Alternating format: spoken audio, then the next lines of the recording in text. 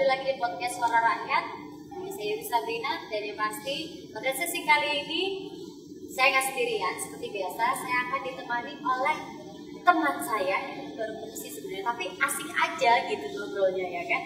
Nah, beliau ini adalah anggota Komisi A DPRD Jawa Timur. Selamat datang, Mas Ubed. Selamat datang. Assalamualaikum warahmatullahi wabarakatuh. Waalaikumsalam warahmatullahi wabarakatuh. Sehat, Mas? Alhamdulillah sehat. Alhamdulillah sehat ya. Kalau dilihat dari wajahnya, wajah-wajah yang asik buat diajak ngobrol. Jadi kita akan ngobrol banyak pada podcast Suara Rakyat sesi kali ini ya, tentang kebijakan dan strategi P4GN, pencegahan yang bukan sekedar formalitas. Tapi sebelum saya tanya-tanya dulu nih, P4GN itu gak banyak masyarakat kita yang tahu formalitas.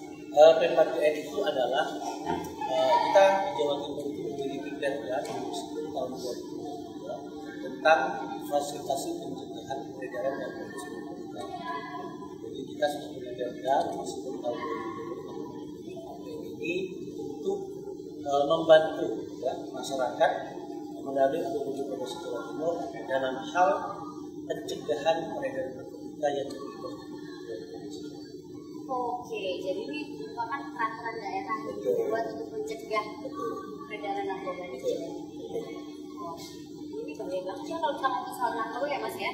Ya kan nggak cuma soal kriminalitas tapi juga menyangkut masa depan. Betul ya. Dan terutama lagi generasi muda. Iya. Nah, di balik angka pengguna dan juga korban ini ada strategi besar yang sedang dijalankan. Tapi kira-kira apakah sudah cukup kuat dan sudah terarah? Nah, itu yang mau kita bahas hari ini ya. Tentang pencegahan, pemberantasan, penyalahgunaan dan peredaran gelap narkotika. Kira-kira apa aja yang sudah dilakukan oleh pemerintah daerah? Langsung kita tanya-tanya ya ke Mas Ubed. Sebagai anggota Komisi A DPRD Jatim. Nah, narkoba ini kan sebagai ancaman struktural. Menurut Mas Ubed nih, apakah Jawa Timur ini termasuk zona merah dalam peredaran narkoba? Ya, alhamdulillah saya ini menjadi anggota DPRD Provinsi Jawa Timur ini hari Surabaya yang kedua, Mbak. Wow, Dari 2019 sampai 2024. Alhamdulillah perda ini sudah terbentuknya dari awal. Saya mengikuti dari awal bahwa perda ini memang dibentuk oleh Komisi A dan Provinsi Jawa Timur dan BNN dan juga kepolisian, karena memang Jawa Timur ini sudah bukan merah lagi, tapi merah banget, Pak. Gitu. Di atas yang merah. Di atas yang merah, kan?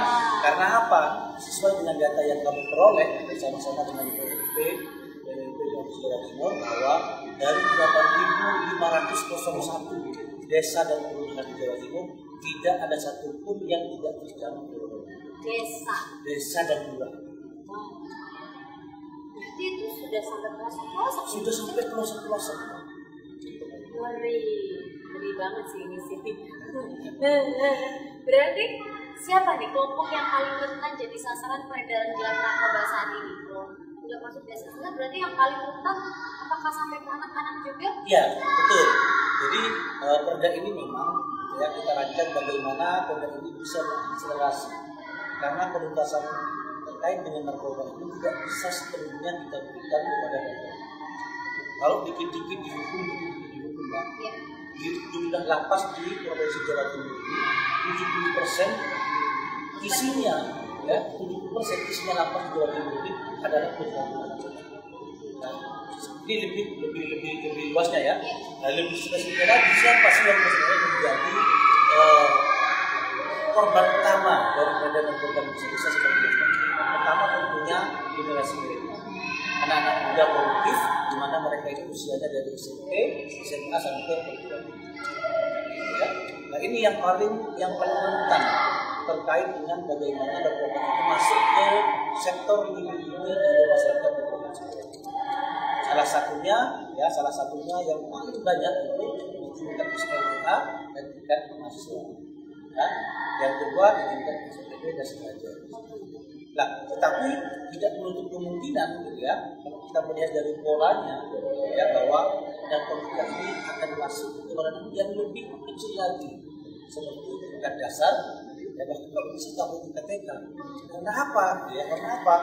Kami sudah menemukan narkoba ini dikemas berupa permen, ya, yang itu disukai oleh anak-anak, ya, sehingga ini sudah masuk pada tahap yang dikhawatirkan oleh kami, sehingga mau tidak mau pemerintah Provinsi Jawa Timur melalui Provinsi Jawa Timur harus intervensi langsung terlibat dalam penanganan. Ternyata sasarannya sudah mulai itu anak sekolah. Sekolah yang paling dasar, yang paling dasar itu yang menjadi kekhawatiran kami. Menurut Mas Ben, gimana sih Komisi A memandang narkoba ini? Apakah hanya urusan keamanan atau sekarang ini malah sudah jadi krisis sosial dan pembangunan? Ya itu, kami dari Komisi A itu memandang bahwa bukan soal narkoba ini bukan soal terkait dengan keamanan, ya. Tetapi sudah menyangkut kepada hal-hal sosial lain. Ya. Karena dengan orang yang sudah ini oleh narkoba, ya, dan narkoba sudah masuk kepada masyarakat, maka yang terjadi itu dampaknya bukan hanya narkoba saja, tetapi dengan narkoba awalnya dia bisa mencuri, dengan narkoba awalnya yang tidak pernah bohong, anak bisa menjadi bohong, karena yang diserang adalah pikirannya, yang dirusak adalah masa depannya. Nah, ini yang menjadi kekhawatiran kita. Kalau tidak ada satupun desa yang bebas narkoba, berarti kan ini sudah alarm gitu. Pemerintah harus masuk, gitu ya. Baik dalam hal segi pendidikan, yang lebih penting pemerintah harus melakukan sosialisasi ini kepada keluarga. Karena hal yang paling kecil, yang paling dekat dengan masyarakat itu bahwa kita adalah baik ibu. Orang tua sudah betul-betul tahu terkait dengan bagaimana bahayanya. Oke, yang tadi Mas sudah membahas soal tentang narkoba masuk ke ruang dan ke desa. Pernah tahu ceritanya langsung nggak? Mungkin ada yang cerita ada Mas Sudah ya, bahwa peredaran narkoba di pelosok-pelosok desa itu sudah makin kencang. Ada cerita nggak? Bukan cuma cerita, Pak. Saya melihat dengan mata kepala saya sendiri, ya. Di desa saya, di Bondowoso itu, di desa saya, di desa Pamekasan itu, banyak teman-teman saya itu yang gabung tetap menyediakan pendidikan di desa saya. Ada di desa saya itu. Ada pesantrennya banyak, ada 4 ya, ada 4 pondok pesantren. Tetapi kan narkoba ini tidak mengenal pondok pesantren, tidak mengenal apapun. Karena yang penyerang narkoba ini adalah oknum, ya, oknum yang mengemas sedemikian pada narkoba ini, ya, agar menjadi menarik dan dikonsumsi oleh masyarakat banyak, ya, tetapi tanpa memperhatikan bagaimana masa depan. Jadi saya itu betul-betul melihat, ya, di Jombang itu bahkan ada salah satu oknum sebenarnya agama yang tetangga, ya, di desa saya pun saya melihat sendiri, ya, bahwa saya heran teman main saya dan sebagainya gitu, ternyata desa saya pun bahkan saudara saya kan ada yang. Nah, ini menjadi sesuatu yang mengkhawatirkan bagi saya sebagai wakil dari rakyat, ya. Mau tidak mau pemerintah Provinsi Jawa Timur wajib intervensi dalam hal anggaran pemerintah dalam hal ini kepolisian, kejaksaan, dan hukum dalam hal boleh tahu mungkin dari Mas Sudah punya kenalan dari aparat itu penegak hukum terkait tentang kasus narkoba yang sudah mulai masuk perjalanan ke desa-desa ini. Bagaimana peran penegak hukum, aparat, teman-teman aparat hukum yang ada di sekitar lingkungan atau daerah situ? Kita tahu bahwa daerahnya mereka sudah dimasuki. Ya, Perda PMK ini, Perda nomor 10 tahun 2022 terkait ini merupakan permintaan, ya. Ini merupakan permintaan langsung dari Provinsi Jawa Timur dan juga Kepolisian Jawa Timur untuk bisa mengakomodir, ya, untuk bisa mengakomodir Provinsi Jawa Timur itu dalam hal membantu pencegahan. Karena mereka ini sudah mulai kewalahan dari aparat kepolisian, ya, sebagai lembaga penegak hukum yang diberikan oleh negara dan BNN ini sudah mulai kewalahan dalam rangka menangani terkait dengan narkoba ini. Saya di situ aja. Sebulan yang lalu saya itu ke Polres Lumajang, ya, ke Polres Lumajang kebetulan kondisi awalnya itu dari saya yang mewakili Kapolres itu di Lumajang yang sekarang ini baru 80 hari diangkat menjadi Kapolres. Ya. Tetapi dia sudah menangkap 80 orang pengedar narkoba. Itu tiap hari Berarti tiap hari menangkap satu orang pengedar. Bayangkan kalau dia ditangkap itu bukan cuma pengedarnya, tapi penyalahgunanya. Makanya masyarakat kita ada bukan sehingga gitu ya, rehabilitasi itu menjadi penting. Tapi sebelum masuk ke ranah rehabilitasi, maka peran keluarga sangat penting dalam kesuksesan peran. Karena keluarga tempat pertama mereka untuk dapat tahuan ya dari orang tua masing-masing. Ini makin menarik, maksudnya tuh memilih ya. Power jangan kemana-mana, kita akan kembali lagi ke segmen selanjutnya masih tapi podcast Suara Rakyat.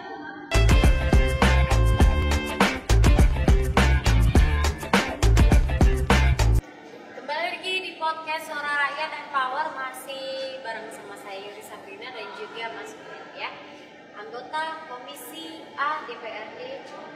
Nah, di segmen kali ini kita akan ngomongin tentang arah kebijakan dan strategi P4GN. Kira-kira nih, boleh dijelasin nggak sih apa aja strategi P4GN yang sudah dirancang ya atau dijalankan di tingkat provinsi dan utamanya apa? Silakan. Terima kasih. Yang pertama, arah dari kebijakan Pemda 11 tahun 2024 terkait dengan ini tentunya pertama arahnya bagaimana kita sama-sama pemerintah Provinsi Jawa Timur bersama-sama dengan lembaga-lembaga pendidikan provinsi dan lembaga pendidikan di bawah kabupaten kota bersama-sama ke depan memberikan edukasi kepada siswa-siswanya agar menjauhi yang namanya program. Kami malah mendorong bagaimana di tingkat dasar ke depan mudah-mudahan pendidikan tingkat provinsi dan tingkat kabupaten kota itu memasukkan materi anti narkoba di dalam kurikulumnya. Kenapa? Karena sejak ini kita harus melakukan bahwa narkoba ini berbahaya pada kehidupan masyarakat.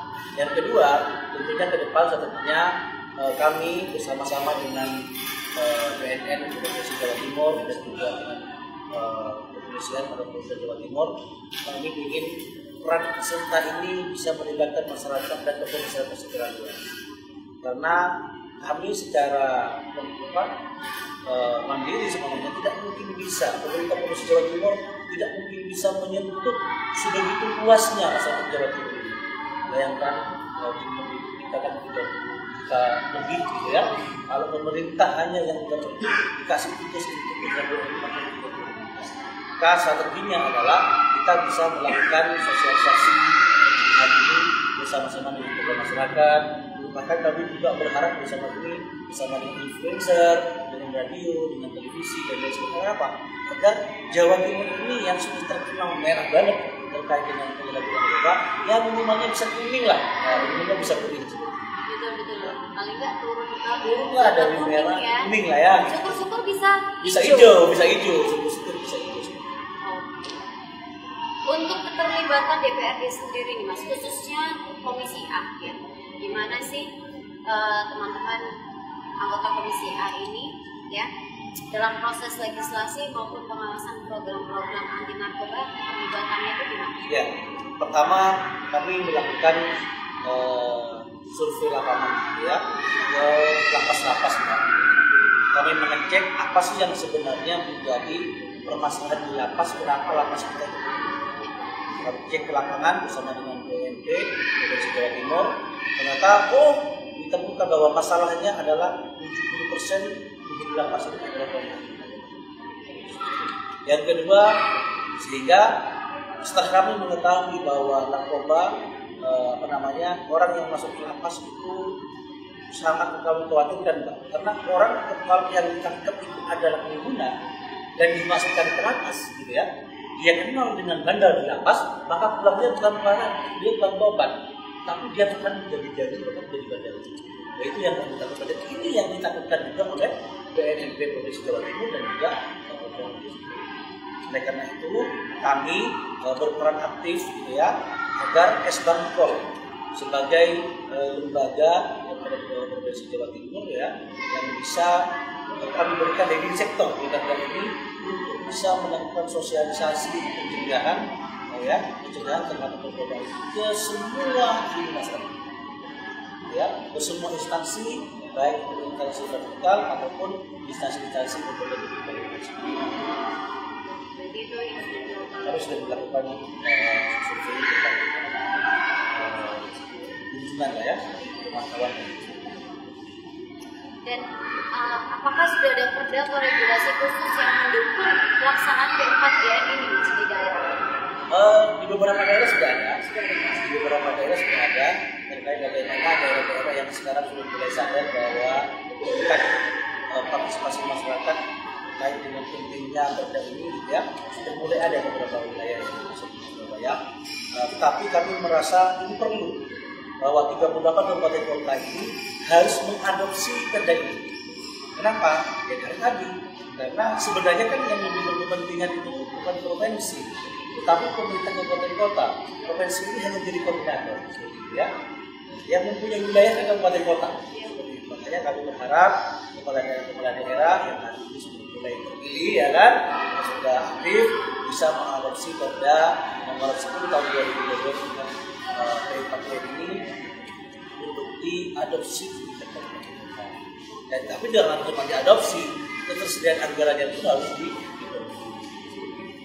Kenapa? Karena BNN juga tidak mempunyai anggaran yang banyak, Provinsi Jawa Timur juga tidak mempunyai anggaran yang banyak dalam hal pembiayaan, dalam hal pencegahan dan edukasi. Kalau misalkan anggarannya nggak banyak, terus di mana ini bisa berjalan?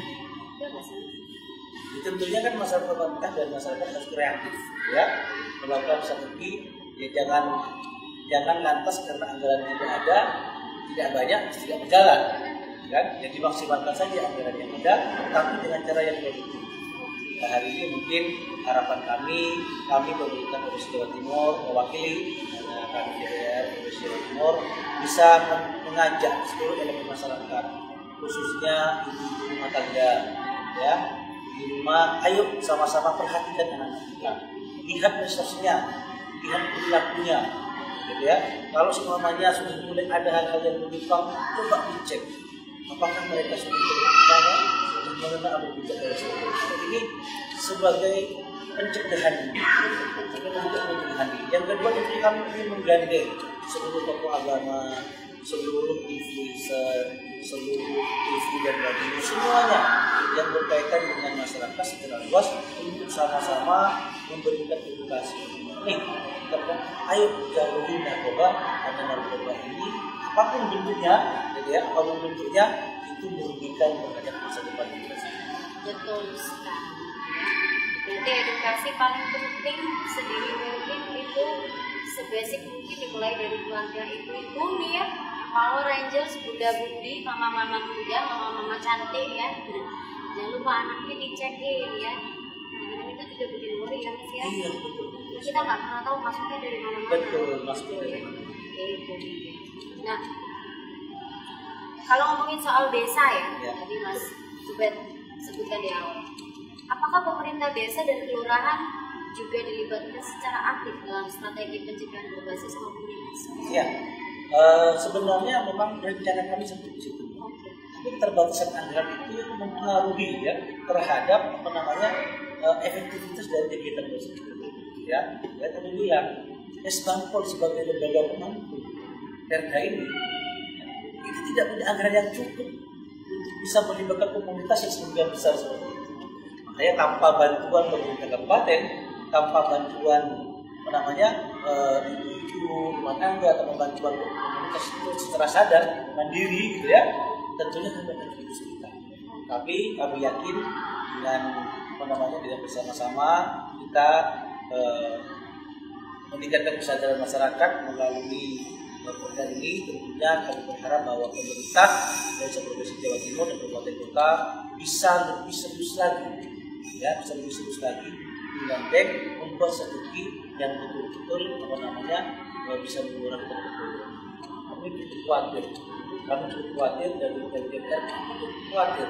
Kalau caranya masih seperti ini, maka ya saya tidak tahu lagi harus apa yang saya katakan 2 tahun ke depan karena sudah bukan merah banget. Hitam mungkin Ya bisa hitam lah ya, di atas merah mungkin ya. Ini menarik sekali. Kita masih ada 1 segmen lagi bersama dengan Mas Ubed ya. Jadi jangan kemana-mana ya, Pak, masih tetap di podcast Suara Rakyat.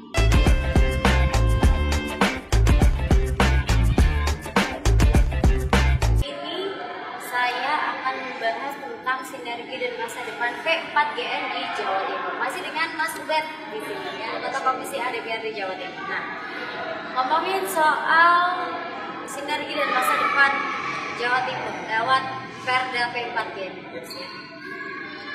Peran apa saja yang sudah dilaksanakan di sekolah, kampus, pesantren, dan keluarga untuk pencegahan yang berkelanjutan, strateginya gitu. Ya. Apa aja, Mas? Pertama, tentunya kami melakukan sosialisasi ini menggunakan berbagai cara ya. Salah satunya kegiatan sosialisasi seminar, workshop, gitu ya. Bahkan sampai hal mendatangkan BNN gitu ya di acara-acara kita gitu ya. Agar masyarakat tahu apa sih sebenarnya yang membedakan narkoba ini dengan obat-obatan dan lain sebagainya. Sehingga dengan adanya contoh dan juga masyarakat bisa mengetahui, maka kami berharap bahwa strateginya bahwa semakin banyak orang mengenal terkait dengan bahaya narkoba ini, maka semakin efektif pula perda ini diterapkan. Tapi semakin sedikit orang yang mengenal terkait dengan narkoba, maka gagal pula perda yang kita anggap penting ini untuk bisa sukses penerapannya. Oleh karena itu, DPR tadi selain melakukan kunjungan kerja ke lapas-lapas, meningkat kondisi langsung, tapi juga bekerjasama dengan lembaga pendidikan, gitu ya, melakukan sosialisasi di SMA, SMK yang ada di bawah naungan pemerintah Provinsi Jawa Timur. Kami juga melakukan kunjungan ke pondok pesantren, ya, agar apa? Agar memang kami ingin bahwa sosialisasi perda ini masif, gitu ya, agar tadi keinginan bahwa Jawa Timur lebih bersih dari narkoba di tahun yang akan datang, minimalnya 5 tahun yang akan datang, ya, di era Ulfa yang kedua ini, harapannya bisa betul-betul narkoba itu betul-betul ditekan sedemikian rupa. Oleh karena itu kami ke depan mungkin minta masukan-masukan juga kepada ibu-ibu rumah tangga, kepada teman-teman, termasuk juga akademisi kampus, berikan kami masukan apa yang harus kami lakukan dalam penerapan dan efektivitas dalam penerapan program. Karena kami ini cinta Jawa Timur. Kami ingin masa depan putra putri kita, anak-anak kita Jawa Timur ini betul-betul bisa terjamin masa depannya tanpa harus merasakan terkait dengan narkoba dan sebagainya. Kalau dulu di zaman saya masih sekolah, itu sampai ada, saya nggak tahu apa menyebutnya, apakah organisasi atau komunitas atau mungkin tempat rehabilitasi mereka melakukan sosialisasi ke sekolah-sekolah ya, dengan membawa contoh orangnya langsung. Dulu ya. Nah, kira-kira kalau cara-cara seperti itu diterapkan di sekolah-sekolah zaman sekarang masih efektif nggak sih, Mas? Saya rasa yang efektif. Tapi yang lebih penting menurut kami itu bukan tahu seperti apa barangnya, gitu ya, tetapi tahu resikonya yang lebih penting.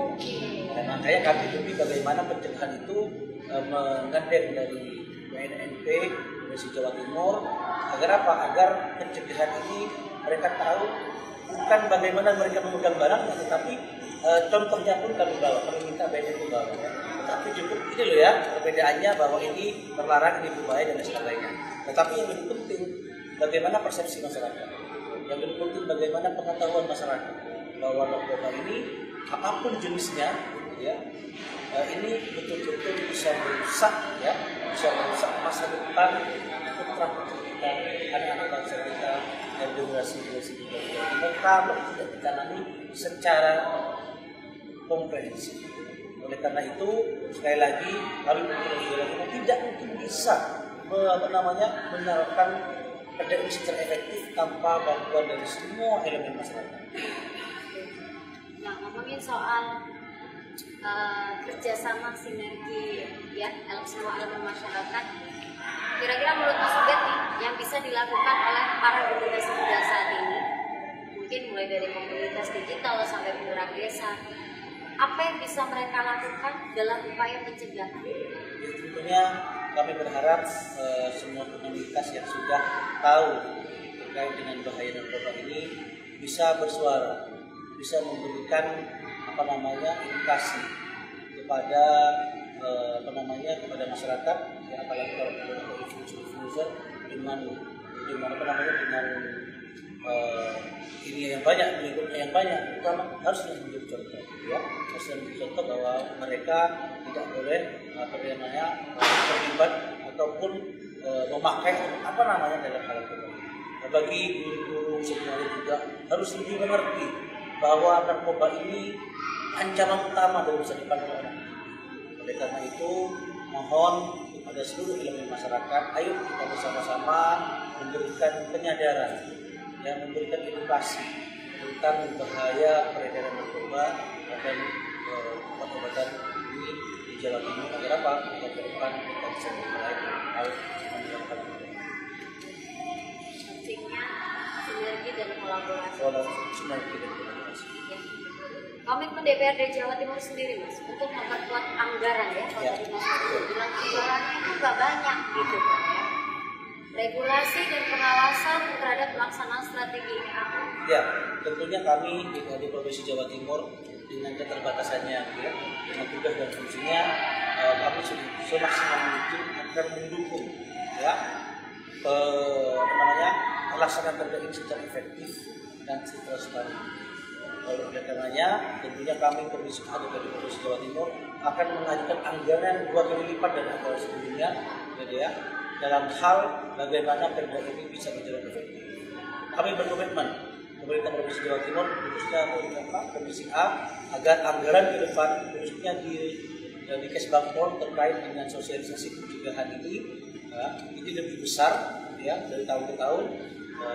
Mudah-mudahan perjuangan kami ini menjadi awal untuk membangun kesadaran, ya, membangun kesadaran pemerintah kabupaten kota dan juga pemerintah Provinsi Jawa Timur, ya, meminta gubernur tolong ini Kesbangpol ditambahin di gubernur terkait dengan terkait dengan bagaimana Perda nomor 10 tahun 2022 tentang PPKM ini agar terlaksana dengan baik, agar tersosialisasi dengan maksimal di seluruh jajaran desa, kelurahan ataupun kabupaten kota.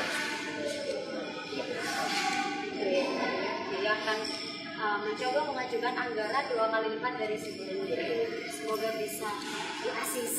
Aduh, amin. Karena kan itu juga keperluannya kan kembali lagi ke masyarakat. Betul, ya. ke masyarakat. Sosialisasi, menyadarkan masyarakat pentingnya edukasi ini ya. Lalu, nah ini. Kira-kira menurut Mas Ubed perlu nggak sih dibentuk tim terpadu lintas sektor di tingkat kabupaten atau kota untuk penguatan koordinasi P4GN ini? Sudah ada, Pak. Sudah ada, Pak. P4GN ini, ya, P4GN ini ada tim terpadunya yang di dalamnya itu terdiri dari Kesbangpol, BNP, ya, BNN di tingkat provinsi, ya, kepolisian dan kejaksaan, dan juga dari kalangan pemerintah provinsi. Di kabupaten kota juga sama, tapi karena P4GN ini satuan tugasnya tidak semuanya ada masih, tapi hanya di sebagian yang ada, ya, sebagian yang ada. Kami mendorong bahwa pelaksanaan tugas terkait dengan sinergi ini bisa dibentuk di semua kabupaten kota. Nah, mudah-mudahan dalam waktu yang tidak begitu lama, kami Komisi A di Provinsi Jawa Timur akan mengunjungi lagi seluruh kabupaten kota untuk menanyakan apakah pelaksanaan tugas bersama ini, ya, bisa terbentuk. Yang belum terbentuk kami akan segera mendorongnya. Kendalanya apa? Ayo kita cari solusi bersama. Tapi yang sudah terbentuk, kinerjanya seperti apa? Nah, kinerjanya seperti apa? Akan ada evaluasi. Akan ada evaluasi. Jangan hanya nangkut-nangkut saja. Iya. Ya, harapan kami bukan unsur penegakan hukumnya yang bukan. Itu juga juga penting Mbak, tapi pencegahannya, ya, sosialisasinya yang kita masukkan. Pentingnya ngecek juga ya, jadi kita bisa pantau juga ya Mas. Bisa pantau. Bisa hubungan dari bagaimana nih kerjaannya. Betul, dari mana? Jangan-jangan nggak punya anggaran juga ini. Nah, Ya. itu. Nah, yang ditakutkan kalau misalkan kita cek ternyata mereka nggak jalan, kenapa? Alasannya satu-satunya nggak ada anggaran. Terus kan kita bisa tahu ya, Ya. berapa yang dibutuhkan Betul. menjalankan perda ini. Iya, betul. Terakhir nih Mas, ya. Gimana Mas Ubed melihat masa depan P4GN di Jawa Timur? Saya melihatnya sangat positif ya.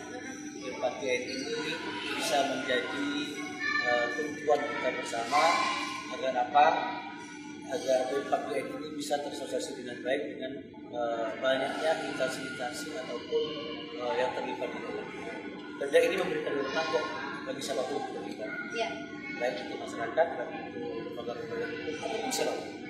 Oleh karena itu, jika semua elemen masyarakat khususnya yang mempunyai pengaruh di Jawa Timur ini bisa bersama-sama menselesaikan terkait dengan perda tersebut tahun 2022 terkait dengan PPN, saya yakin dalam 10 tahun ke depan, minimalnya 5 tahun ke depan, Jawa Timur akan lebih baik dalam hal pencegahan maka pemberantasan. Kira-kira yang harus jadi titik tekan 2-3 tahun ke depan menurut Mas Ubed? Yang pertama tentunya anggaran ya. Iya. Anggaran pertama harus betul-betul anggaran ini harus penting bagi kami. Karena kalau nggak ada anggaran nggak bisa jalan. Nggak bisa jalan. Ya, pasti. Nah, pertama anggaran. Kami memohon kepada Bupati, Pak Wali Kota, bahkan Gubernur juga, tolong dong terkait dengan anggaran P4GN ini, tolong dong disediakan. Ya, kalau bisa banyak cukup. Yang kedua, tentunya kami meminta proaktif seluruh elemen masyarakat, khususnya masyarakat yang mempunyai pengaruh kepada masyarakat di sekitarnya, terutama bapak-bapak guru, tokoh-tokoh agama, para kiai, para ustadz, konten kreator, siapapun itu yang mempunyai pengaruh pada masyarakat sekitarnya, tolong dong bantu kami dalam sosialisasi P4GN ini agar Jawa Timur bisa mengurangi ketergantungan, bukan mengurangi ketergantungan, bisa ya minimal tadi dari angkanya yang begitu besar merah bisa menjadi tinggi, bisa berkurang. Karena kami tidak bisa sendiri, harus bareng-bareng. Closing statement dari Mas Ubed, silakan. Ya, sahabat Uluri, kami dari pemerintah Provinsi Jawa Timur, khususnya DPRD Provinsi Jawa Timur Komisi A, memandang bahwa P4GN ini adalah tugas kita bersama, kewajiban kita bersama. Oleh karena itu, P4GN ini tidak bisa hanya diberikan tanggung jawabnya kepada pemerintah. Kami meminta bantuan, kami meminta saran dan masukan bagaimana P4GN ini bisa diterapkan secara maksimal oleh pemerintah. Karena peran ibu rumah tangga, peran bapak, peran ibu, peran tokoh agama, semua harus ambil peran dalam pemberantasan itu. Tanpa kebersamaan kita tidak bisa mencapai Jawa Timur yang lebih baik dari itu. Tetapi dengan kita bersama bergabungan tangan, insya Allah Jawa Timur, saya yakin 10 tahun ke depan, minimalnya 5 tahun ke depan, Jawa Timur ya tidak lagi menjadi zona merah narkoba, bisa menjadi zona yang ya kuning, syukur-syukur kalau bisa menjadi zona hijau, bisa lebih kecil lagi. Bisa jadi saya. Terima kasih Mas Ubed. Terima kasih. Nah, kalau kita tadi dengar ya pernyataan dari Mas Ubed ya bahwa bahaya narkoba itu nyata, makin besar, pelosok-pelosok ya, yang ditarget sudah nggak cuman anak kuliahan, anak SMA, SMP, bahkan mungkin SD, TK ya, sudah dikemas sedemikian mungkin agar bisa menarik perhatian generasi muda zaman sekarang. Itu artinya empower kita semua yang ada di sini wajib untuk ikut serta bekerja sama, bersinergi, berkolaborasi. Gimana caranya untuk menjadi bagian dari gerakan P4GN. Dari rumah harus sekolah, kantor, sampai ruang digital ya. Dan empower, kita ajak semua empower yang menyaksikan topik sesi pada kali ini podcast Suara Rakyat ya, program P4GN untuk ikut turut serta dalam membantu mencegah beredarnya narkoba yang makin merajalela di Jawa Timur. Saya Yuri Sabrina pamit dan juga Mas Uda, terima kasih sekali lagi ya.